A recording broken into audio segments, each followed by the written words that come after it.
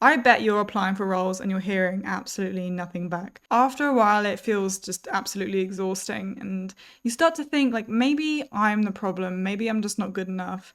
And your motivation just plummets right to the bottom. The truth is, you are good enough. You're just in a sea of people looking to do the same thing that you want to do.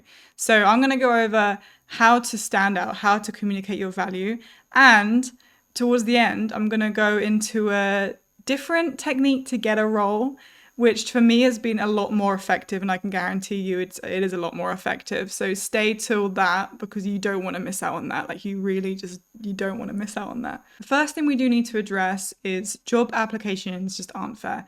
I have done hiring, I think, for over like 200 junior community positions.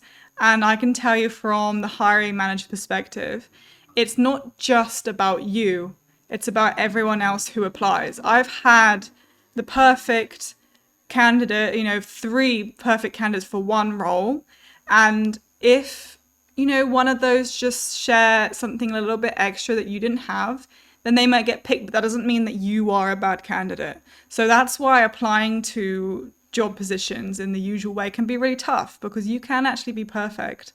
And you can still also not get picked if you are perfect. So just keep that in mind, that it's not always a personal thing. So the first skill you need before trying any technique of finding a role, whether you have had experience in community management in the past or you haven't, you need to be able to explain and communicate your value effectively. The biggest reason why community managers get overlooked is because people don't see, or employers don't see, the value in you. And that could not necessarily just be when you're applying to roles, it could actually be when you're in a role as well. So if you get this right, it won't only help you find a role, it will help you in your whole career. If someone was to ask you, what does a community manager do? Would you be able to answer that? What would you say? Would you say, they run events, they make members happy? That sounds nice, but it really doesn't mean much, which is also kind of a reason why a lot of people might not understand necessarily why you're doing this. So you need to connect what you do with a business's goal. That's why you're hired. You're hired by businesses to support their service, to support their product, whatever that is. You as a community manager are helping them in many different ways, and that depends on what that product is. You need to be able to put yourself in a business shoes, a business mindset, and be able to think, what do they need from me to just be able to provide that value to the business? So you could be going and applying to roles, however you do that. And if you're, just saying to them like, yeah, I can make people happy, people like me, they don't care. You need to identify, again, what that specific person wants. Even better if you know who is hiring and what their role is. Maybe they're head of marketing, maybe they're the head of product, whoever they are, they may have different KPIs and different roles for their role. If you can convince them that you can help them reach the goals that they want to reach, then of course they want you over anyone else. So you need to build that proof. Whether you have had experience directly in community management or not, you can do this just by showing that effectively. So don't dismiss any experience that you've had before. It always translates, especially in this type of position in community. A lot of people have a lot of different strengths. Use your strengths and just communicate that effectively for something that they actually want from you, not just a random metric or a random point that you want to give them. So if you haven't had any experience at all in community management, or maybe maybe this is your first kind of role you want to get into, I would consider looking for opportunities to build up that experience while you're also applying to roles. Don't stop applying to roles and trying to find an actual paid gig, but you could consider volunteer work, or even starting your own community, or maybe like part-time paid work if it's available, like a moderator type role, that one before a community manager. Because any experience that you gain obviously does help, and you're able to actually collect those metrics and collect that information to actually translate to and communicate to them. But don't do that for any longer than you are benefiting from it. If you do a volunteer role, I personally, my personal experience, 3 months is enough to get what you want out of it in terms of actual experience and actual kind of, solving problems and understanding things from a different perspective. So try to achieve as much as you can within those 3 months, and whether that's part-time or full-time. And then don't feel like you have to keep on going if it's not benefiting you anymore. Because at the end of the day, that's not paid. So just stick doing that until you learn from it. You don't have to continue it forever. So now you'll be glad that you stayed, because I'm going to share with you a more effective way to actually get opportunities. Now, I say opportunities because that might be an actual like employed role in your country. It might be a contract gig. It might be freelance. It might be whatever it is. The opportunities are endless, and it skips interviewing. It skips applying for roles. And it also allows you to network at the same time and gain valuable connections and also learn as you go. And the best part is, if you do manage to get a role this way, it's actually more likely that that role will be a better fit to you. You will thrive in it. And actually, you could end up really leading in that role, in that space, and progressing quite far within that organization. I know applying through job listings seems like the right way to do it, and it's definitely not something you should disregard. Keep on doing that. Don't do that every day, apply to 1 or 2 every day, kind of micro dose it, but you shouldn't just be doing that. It's too overcrowded. If everyone's doing it, you got to think of different alternative ways to really stand out. So this is how I found my current position. It really does work. So first step, make a targeted list. Go onto LinkedIn or wherever kind of your audience is. So maybe as a community manager, you want to target more tech companies or SaaS companies or education or gaming, whatever that is, it doesn't matter. But if you want to target something specific, go and research where those organizations are hanging out, or maybe you know of some that you enjoy. Even better if they're slightly smaller, maybe more startups. I mean, I enjoy working with startups personally. It doesn't have to be. And just make a list of them and look into if they have a community already. If they don't, if they do, and if they do they have anything going on there? Like, could it be better? So do a quick audit. Write down, do they have a community? Where is that community? Is it on Discord? Is it on Slack? Is it on WhatsApp? Is it on a Facebook group?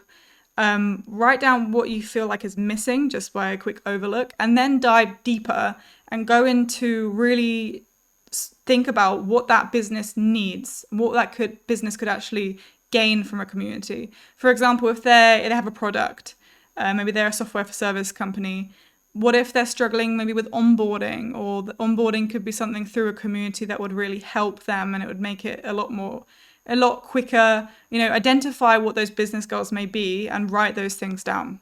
So step number 2, and this is where it could go wrong, so be very careful here. You want to contact them, and you have to figure out who the best person is to be able to contact. And maybe you'll try a few people, but the most delicate thing here is you don't want to sell anything to them. You don't want to come across as salesy. You want to come across like you just want a genuine conversation with them. You've stumbled across, or you're a long time user of their product, and you feel like there's something they could benefit from having a community or upgrading their current one. And you want to share with them some ideas that you've had that will really help them achieve their business goals you've written down. Don't go into too much detail here. You don't want to overwhelm them. You want to hop on a call with them. That's the goal, to discuss that. You don't want to overwhelm them with all the ideas in one paragraph. But again, the main point here is don't come across like you're selling anything or selling yourself. You want to come across like you're helping them. You want to just hop on a quick chat, just kind of get to know them, get to know their business. Because again, you don't know everything about their business yet. So you want to learn about it as much as you can. And you want to give ideas on how they could potentially benefit from doing these things. It should feel quite organic, quite natural, not like you're really pushing onto them something. If someone doesn't want something, someone doesn't want to buy something, they just won't. So step number 4, hopefully they reply back to you. They would love to hear what you have in mind. And again, you want to approach this that you want to learn more about them too. Don't forget about that, because you don't know everything. The business goals that we have identified aren't always aligned.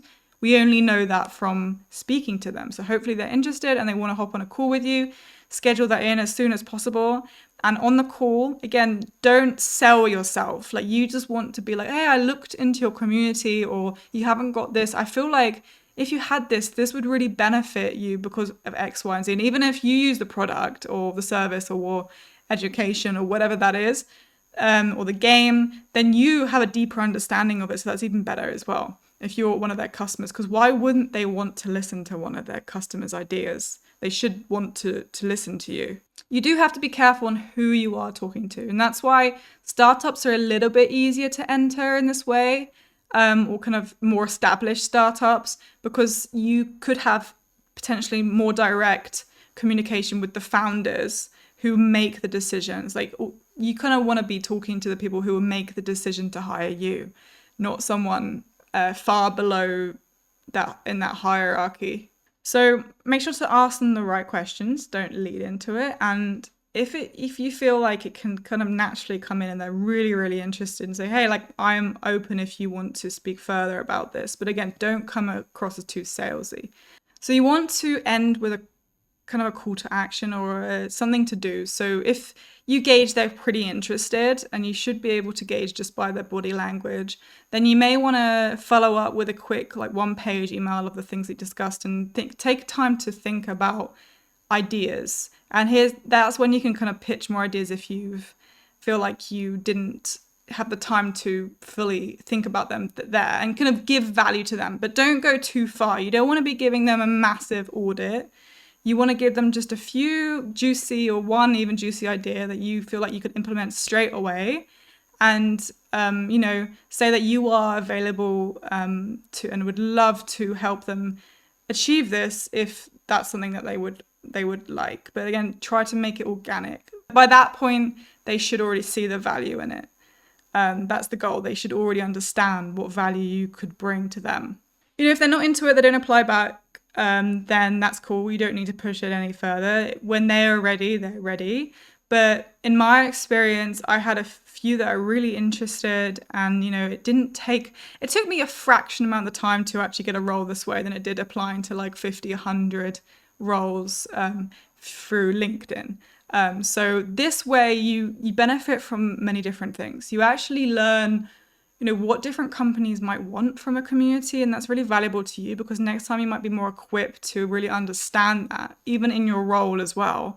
But also, you do network. When you get to meet people face to face, they do remember you. And maybe if they don't want you right now, they may want you later on. And that can be really valuable to you.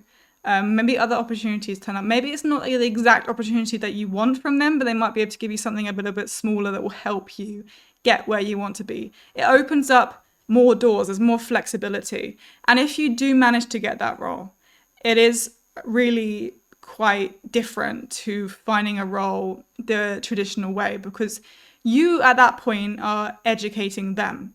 They're learning from you. You've established yourself as a more of authority. Even if you're not 100% on a community management and what you should definitely be doing, you're going to be learning, and that's totally fine. It is a trial and error thing. You don't do everything perfectly the first time, but you get to grow further in that role and really make it your own, because it's likely they don't have someone else doing that already. So you get to do that for them and be the first to do that for them. And you're establishing the pathway for the next person in that position, in that role, within that organization. I think a good way to summarize the difference is applying traditionally through roles, you're going in cold. By having conversations and kind of not selling yourself, but really giving ideas to people and hopefully going on calls with them, you're trying to apply for roles in a warm environment. Like, that should already be warmed up. That relationship, that value there should already be warmed up for you. So it won't be easy. It's definitely not easy. But the more you do that, the more you learn, the more comfortable you get communicating your value generally anyway, and you'll get a lot more out of it. And I bet you if you don't stop, you'll get opportunities from that. To make it easier, I have a free career upgrade plan that you can get in the description. I also have a Discord if you have any questions. Feel free to reach out and let me know if this was helpful.